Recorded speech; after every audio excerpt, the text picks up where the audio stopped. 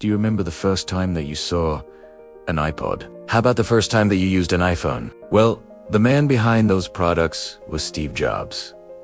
And I'm not gonna lie, the man had some serious problems. But despite all of those problems, he created two of the most iconic tech products of all time. So here's how Steve Jobs connected the dots between failure and innovation. Alright, so before we talk about any of his successes, we need to discuss Steve's childhood. You see, Steve's biological parents were very young when they had him, and ultimately decided to put him up for adoption. He then grew up with a new set of parents who were very supportive of his interests. In fact, when Steve was 12 years old, his family bought him a computer. This is pretty impressive, because the first personal computers were unreleased until 1971. So this must have been one of the earliest computers ever. And while other kids were playing with toys, Steve was taking it apart to figure out how it worked.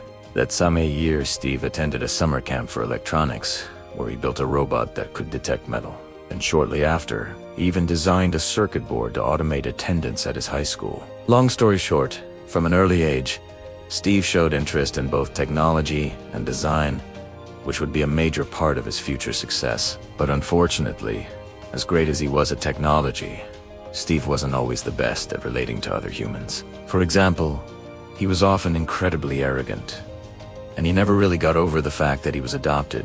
He would often lash out at people without thinking about how they might feel. And if that wasn't bad enough, during college, he also developed a serious drug addiction. But thankfully, something happened that would help Steve turn things around. At 18, Steve traveled to India to learn about spirituality. And there, he began to take long walks by himself. During these walks, Steve came across a calligraphy class. And since he had nothing else to do, he decided to enroll. And while most people may think that this was a complete waste of time, turns out it was actually one of the most important things that Steve did throughout his entire life. See, when Steve returned home, he enrolled at Reed College, but dropped out within 2 semesters. And shortly after, he co-founded Apple Computer Inc.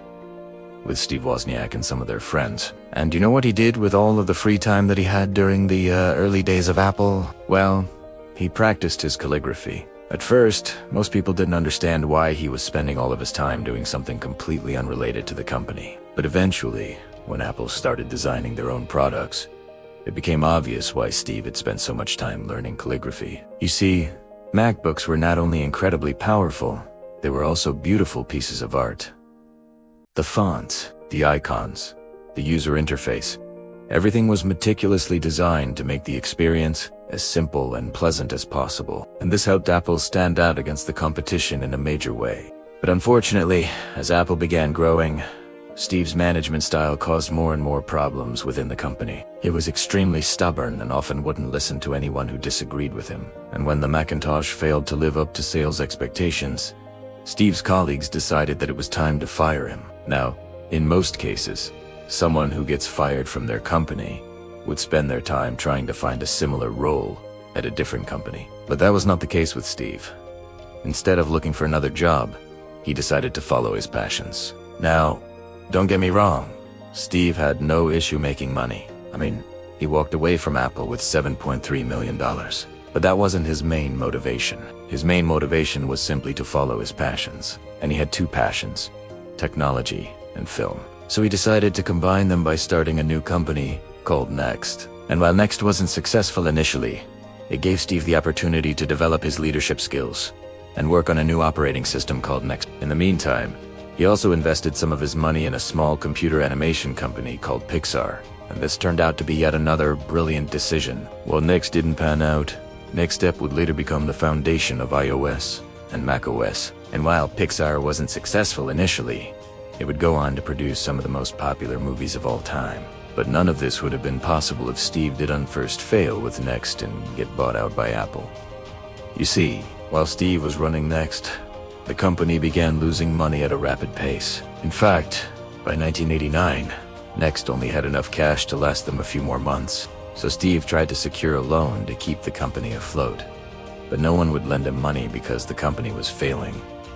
So he had no choice but to look for a buyer. Now, if you remember earlier in the video, I mentioned that Apple used to be a partnership between Steve Jobs, Steve Wozniak, and a guy named Mike Well, Mike still owned 35% of Apple stock. and he was the one who convinced Apple's board to buy out NeXT. And once this happened, Steve was brought back to Apple as a consultant. But it didn't take long for Steve to realize that he could actually run the entire company. In fact, during a private meeting with Apple's board, Steve told them that he believed he could increase profits by 500%, reduce costs by 50%, and double the stock price within a few years. And guess what? He did all of that, and more. Within 2 years of Steve returning, Apple went from losing $200 million per quarter to earning $200 million per quarter. But Steve didn't stop there. He wanted to push Apple even further. So he pushed Apple to develop a portable music player called the iPod, and this product would change the entire music industry forever. So the idea of the iPod isn't exactly revolutionary. I mean, the concept of an MP3 player had been around since 1998.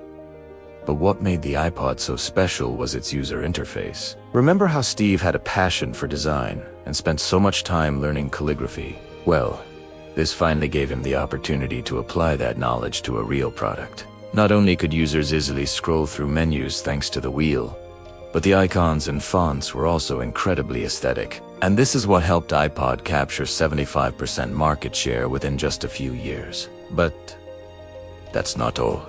Thanks to iTunes, users could easily purchase songs directly onto their computer and then sync those songs onto their iPod. And this was a massive deal, because it gave music a digital format. In fact, some experts believe that the iPod killed the CD. And it didn't stop there. Steve applied the same principles to phones as well. In fact, many of the iPhone's early competitors already had touchscreens. But once again, it came down to the user interface and branding. Unlike the clunky user interfaces of its competitors, the iPhone's user interface was actually pleasant to use, and the brand was already established. This is why the iPhone quickly became the dominant force in the smartphone space. And from there, Steve continued to develop new products for the next several years until he passed away in 2011.